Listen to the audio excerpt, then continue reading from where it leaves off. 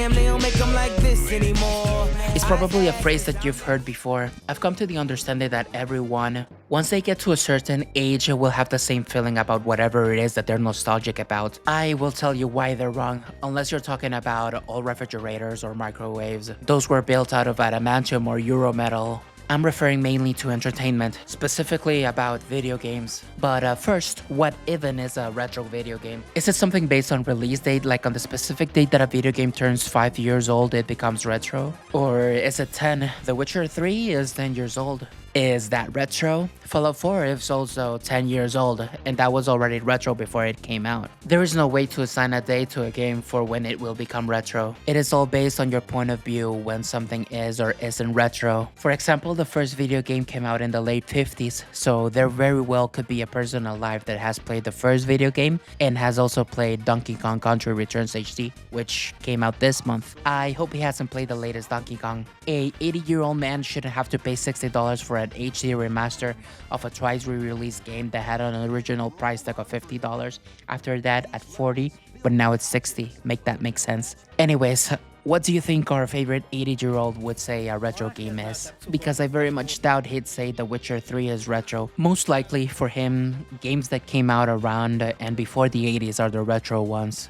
But ask a 10-year-old what game he thinks is retro, and he'll definitely say that The Witcher is retro. When in your lifespan there have only been 2 console generations, the one that isn't current is the retro one. So if not age, it has to be the art style or graphics that make a game retro. First of all, old video games didn't have an art style, they had pixels. Later on, they added colors, and that opened the door for seizures. Like, dude, just because we have colors now, it doesn't mean that you need to use all of them all at once.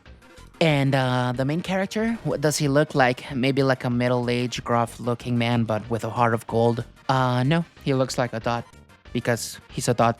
That's the main character.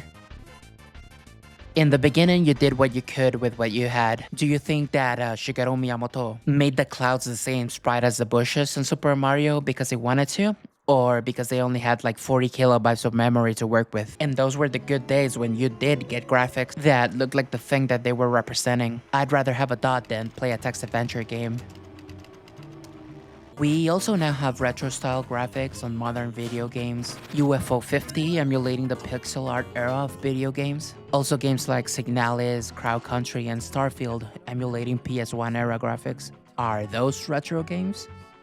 After years of research, I've come to the conclusion that when you look back at a game that you have fond memories of, or any memories really, in that exact moment, a game becomes retro. It really doesn't matter how old it is or when it came out.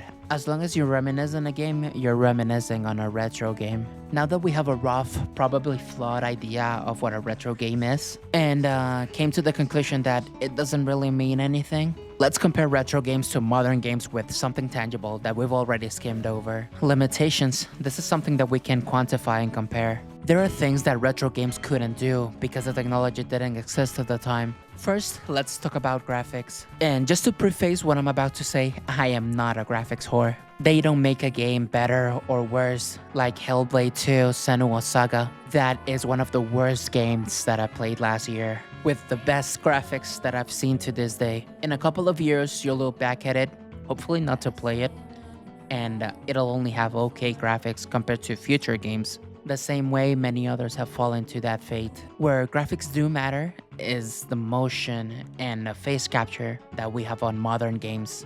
The emotions that you can express with today's technology on a face is amazing. As an example, look at the final scene in The Last of Us Part 1. Joel says 2 words and Ellie says 1. I swear.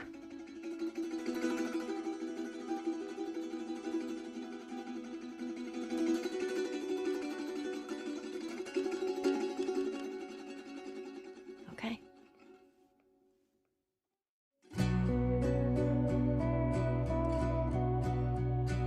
But all the emotions that you can see on their faces are something that would be impossible to convey if your main character looks like this.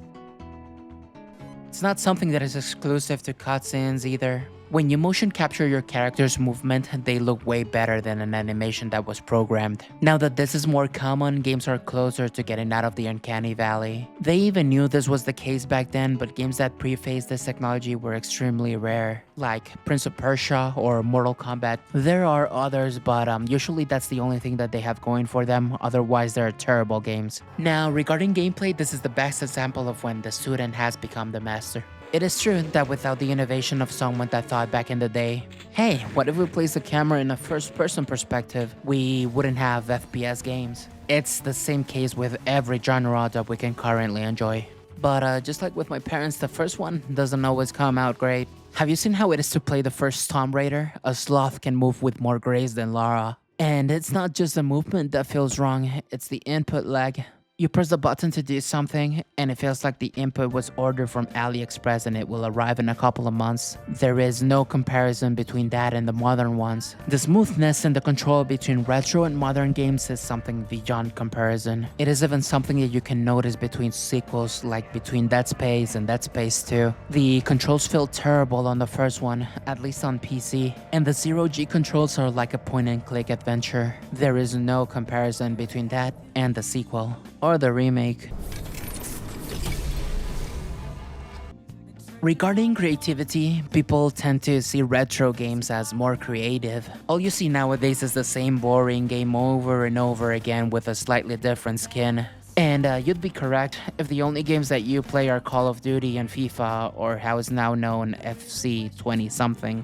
But my man, there has never been more creativity in the gaming industry than right now. Do you think that people back in the 80s thought that the future of video games would be working at a supermarket, playing cards, and having a nice conversation with your wife, sister, after work? I don't think there is a thing that you can think of that there isn't a video game about it already, for better or worse. When a re-release of a video game comes out, even if they only touch the textures, they always say that they also included quality of life improvements. And when you see the most basic stuff that was added, you truly realize how retro gaming sucks. You didn't even get to save games back in the day. If you were lucky, you got a code that would place you at an advanced point in the game.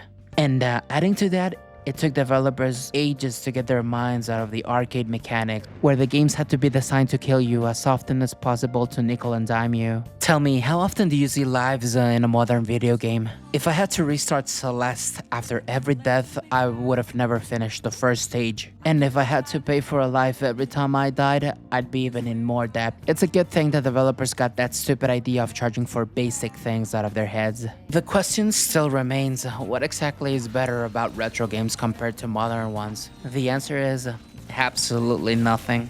The reason you might think they're better is because of nostalgia. You look back at sneaking out of your room at night and turning on the TV and immediately spamming the volume down button so you wouldn't wake up anybody, and destroying your 20/20 eyesight all the way to the morning. The game was not the best thing ever. Being you back then was the best thing ever. And when you go back to that game, all those memories come back. I've got news for you. You're still the same person as you were back then, just wiser, smarter, and uglier. And there are many experiences waiting for you to take the controller. So go out there and enjoy modern games or retro games. As long as you're having fun, that's all that matters. Thanks for watching.